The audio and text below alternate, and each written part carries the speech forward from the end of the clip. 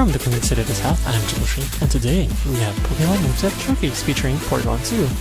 If you haven't played or used Porgyon2 in a while, or haven't used it ever, Porgyon2 is actually a good tank.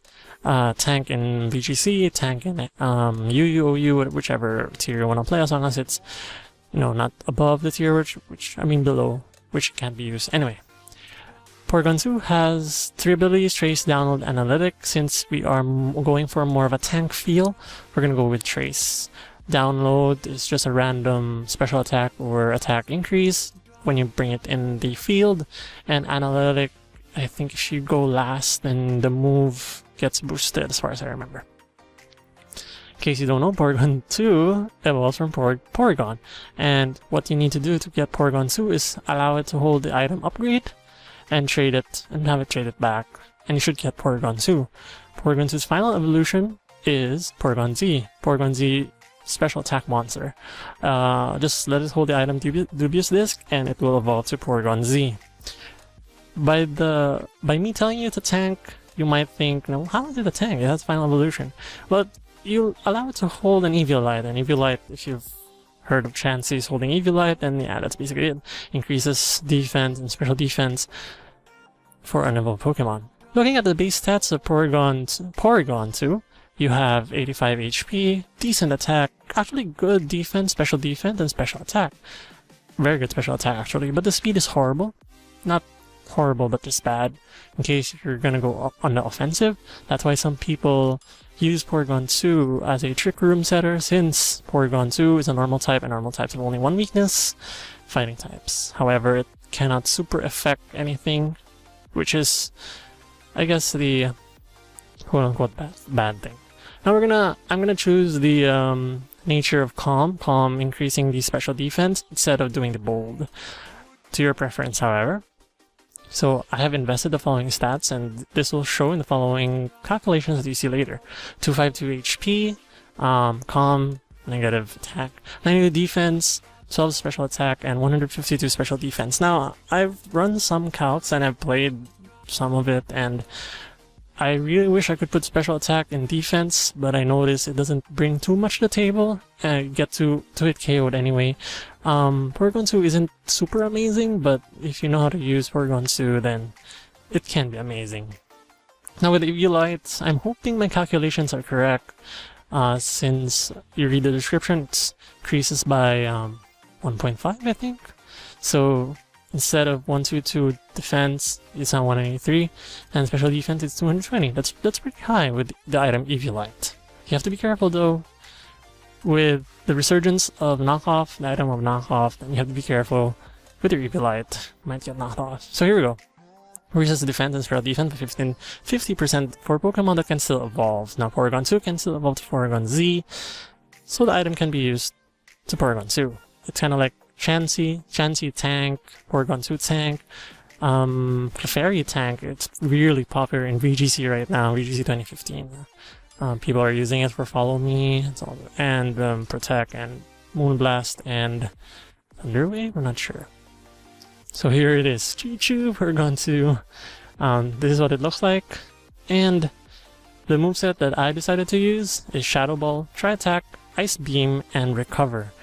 Now you can switch Tri-Attack with something else, Shadow Ball with something else. However, I encountered Ghost types, and Ghost types are a big problem because I can't Tri-Attack. Chandelier is a problem. Dusnior, but you don't see a lot of that. Gengar is a problem too. So Shadow Ball, carry Shadow Ball. Tri-Attack, you can actually just carry Thunderbolt, and I highly recommend using Thunderbolt instead of Tri-Attack. But Tri-Attack sometimes comes in clutch, depending on situations. Ice Beam is super useful. I really recommend you keep it there, and of course Recover, because if you don't have Recover, you can't stay there as a tank. That's an amazing thing about Porgyon2, because some of the tanks have no recovery. Chansey does have Soft Boiled. Dusnior has Ghost types have like half HP. What do you call Pain Split? But not super reliable. Recover is kind of like Roost, but has no consequence, like landing to the ground or something like that. You can also have Porgyon2 carry Trick Room if you want to play a Trick Room team, but in this case I'm not playing a Trick Room team. You can have it carry Toxic, but I discourage it, especially in VGC, because you only have a few turns to play. Then again, it's up to you. Thunderwave, really good for speed control, if you're interested to do speed control. Then again, Discharge. Discharge is damage plus speed control. I don't recommend Side Shock though. I just wrote it there because, you know, some of you may be interested. So how do you help Porgyon2 stay in the game? Because you want Porgyon2 to be in the game. You're using it as a tank, and I'm guessing you're tanking it for a reason. Maybe you want to set up with Mega Kangaskhan with, or EG Slash with Sword Stance, or some massive plot with something. So you will need help against fighting types. As you can see here, the pictures don't show a single fighting type, but you have to be careful with fighting types like Terrakion, because you can get one shot with the correct circumstance. You have to be careful with superpower, high jump kick, close combat, stuff like that, since it is its only weakness. Yeah, and Porgyon2 doesn't really have a good way of dealing with that. You need something to hit Steel and Ghost types. Again, in the picture I have Steel type and Ghost type. Close with my Dragon, but not close enough. Porgyon2, as I said, can't deal too much attack, but you do need something to hit Steel types with, because Tri-Attack will not do much. That's why I'm carrying Shadow Ball for that purpose. Hydreigon, Tri-Attack will be okay. Burn, Freeze, 10% chance. In case you know what Tri-Attack is, it has a 10% chance to burn, freeze, or paralyze. 10%. All three. You have to be careful of wall breakers. I place a asterisk there because what defines a wall breaker? So how you define a wall breaker. Porgyon2 is a wall, and Porgyon2 can't handle wall breakers. So again, Terrakion, anything that can deal super effective damage to Porgyon2, it's a big problem for Porgyon2. You have to also be careful of statuses. I don't call it a status, but I just wrote status here. You don't want to be paralyzed, but not a big deal, but you don't want to be poisoned though. You don't want to be frozen, which you can't help that. You don't want to be burned, then again, if you had a choice of burn and paralysis, that's up to you. But you don't want to get taunted. The reason why is you can't recover, and Porgyon2 relies a lot on recovering its health back. So you have to be careful of that. Careful of Pokemon with taunt. So here are some sample calculations. Again, this is VGC level 50. I'm hoping the calcs are more or less correct. I checked it again, triple check, hoping I checked it, because some of the calcs were wrong when I first made the video. Okay. With VGC Rising, or VGC 2015 allowing all Pokemon to enter, you have to be careful of the trio, Lando, Thundurus, and Tornadus. Tornadus hasn't seen much use, so I'm just going to show you Thundurus and Landorus. I know some people run bulky Thundurus, but I haven't seen anybody run Thundurus, so I mean Tornadus, so it's not really here. If you're up against Thundurus with your Porgyon2, and the Thundurus is modest with Life Orb against your Eviolite Porgyon2, it has a 49.2% chance to 3-hit KO, because notice that the damage is 30.2 to 36.4. That's not a whole lot against Porgyon2, tanking it. If Porgyon2 strikes to that same Thundurus with 96 special defense, if ever it has some special defense, you have 2% chance of 2-hit KO, winging it. Not bad. Actually, not bad. If you're up against Landorus and using Earth Power, provided special attacker, modest with Life Orb, Sheer Force, Earth Power, against your Porgyon2, it does only 36.9 to 44.7% damage. Guaranteed 3-hit KO, but you have to admit, by 3 turns or 2 turns, you have to deal with this Landorus. However, which I will show later, you have to be wary if ever Landorus runs Focus Blast, because it's a guaranteed 2-hit KO. Then again, I don't see many Landoruses running Focus Blast, and they have to hit, so 70% accuracy, not that great.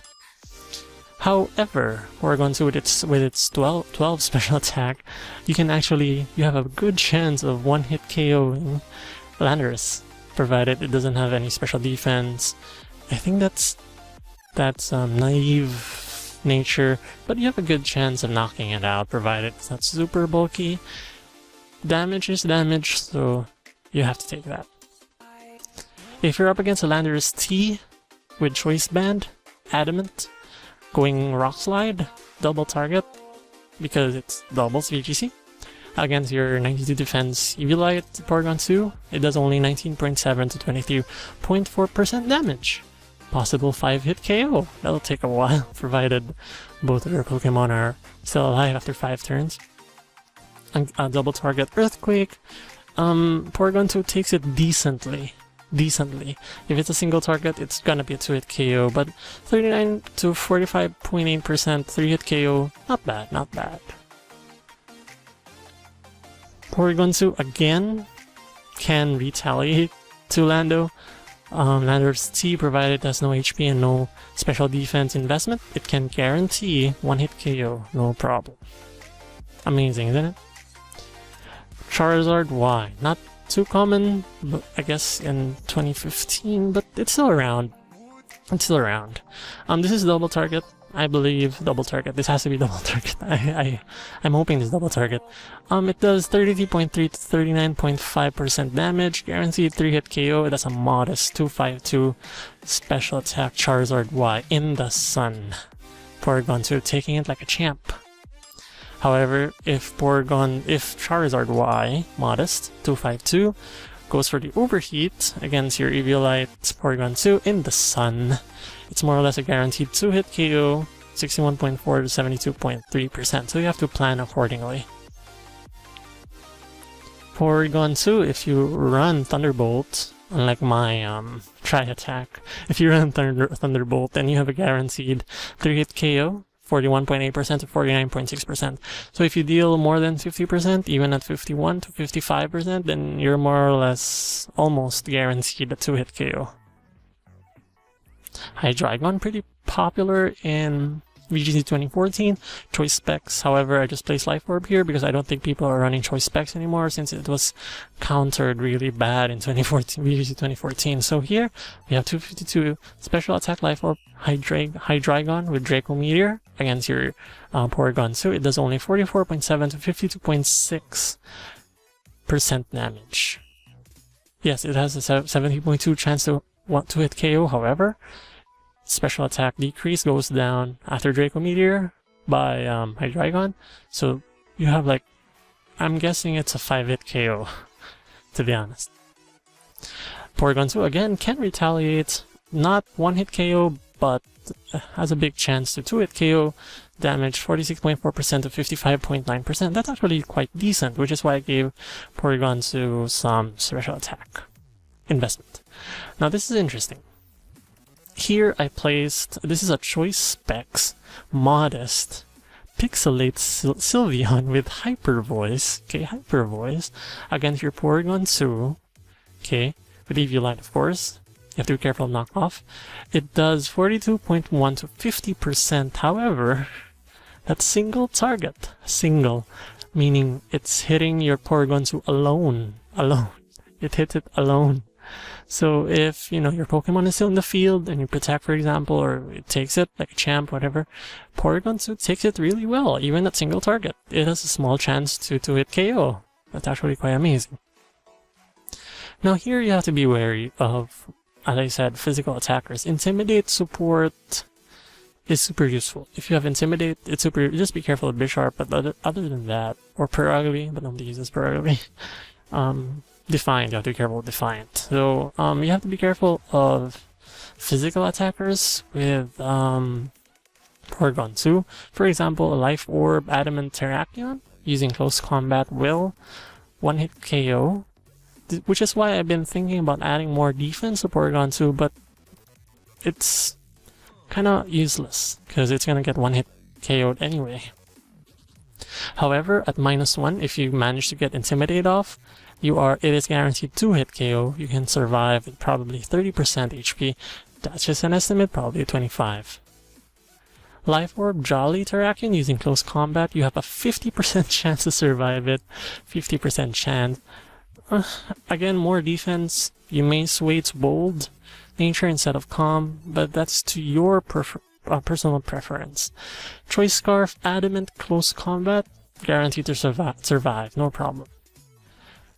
With Azumarill, it's tricky because Azumarill nowadays carry these days carry knockoff, so you have to be careful with the knockoff, and you lose your Eviolite, you lose your boost, so that's a big problem. If you are up against a Azumarill with Choice Band, Adamant 252 attack using Play Rough and provide it hits, then it has a huge chance of 2-hit KOing you. However, well, one, it has to hit Play Rough, and by then you could either recover and just attack with your other Pokemon against Azumarill. Thunderbolt will actually do a decent amount to Azumarill if, you can spare the health. Bisharp came back to VGC 2015 because of knockoff and Defiant, so you have to be careful of your Intimidate support. I'm sure you can play around it, and it's not that difficult probably, but you have to be careful of Bisharp because Bisharp usually, most of the time, carries knockoff. And if your Eviolite is gone and Bisharp is faster than you, most definitely faster than you, then Bisharp should be able to knock you out with 2 hits, so you have to be careful.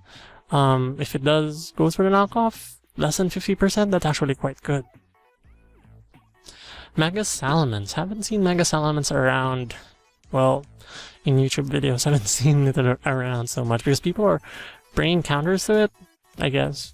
That's how people plan their teams, and that's how you should plan your teams. Up against an Adamant Mega Salamence using Double Edge, not Return, because with a Return you could survive, but with Double Edge, it actually 2-hit KOs your Porgyon2, but I mean, Porgyon2 taking a Mega Salamence Double Edge, that's a Double Edge, not Return Double Edge. Pretty good, actually. You can, however, fight back to Mega Salamence, and you have a 56.3% chance of 1-hit KOing, because remember, Mega Salamence is a flying and dragon type, even when it Mega evolves. So you had a decent chance of 1-hit KOing. I don't want you to add more special attack to Porgyon2 unless you're going for the Trick Room team, then yeah, you are free to add more special attack. Last but not the least, and I think this is the last, I think this is the last, and I'm hoping the calculations are correct, because I checked it again and it was wrong, so hoping it's correct. We're up against an Adamant Mega Kangaskhan with Parental Bond, so 2 hits. If it goes for the Fake Out, it does 19.2 to 23.4% damage. Less than a quarter of your health will be gone from Fake Out. Return is 47.3 to 56.7 if you add those upper limits together, meaning if Mega Kangaskhan gets max damage for both Fake Out and Return, you still have approximately 19% health left. It's actually quite amazing. Up against a Mega Kangaskhan, of course, if you're using Steel types, and sure. So yeah, that's pretty much it. I hope you enjoyed this moveset showcase of Porgyon2. Yeah, Porgyon2 is a super good tank, provided you know how to use him. And if you know his weaknesses and his strengths, not really too many strengths to be honest with Porgyon2. Can take some hits, can't take some hits. It's just how you play them. I mean, that's what Pokemon is about. There are some Pokemon who can deal with these kinds of Pokemon, and some Pokemon who can't deal with these kinds of Pokemon, so you just have to play around it. Trick Room is a solid option for Porgyon2, and I would not go for my spread here. I would add more special attack, maybe less special defense, and add more special attack. Of course, no speed, max HP still, and Porgyon2 should be good. I would carry Thunderbolt, Ice Beam, Recover, maybe Discharge instead of Thunderbolt. I don't know, it just depends. Anyway guys, thanks for watching. Like the video if you like it, subscribe to show your support to my channel, and see ya! Oh yeah, upcoming is up next is Dem's my replay video of Porgyon2 using Porgyon2. See you in the next video.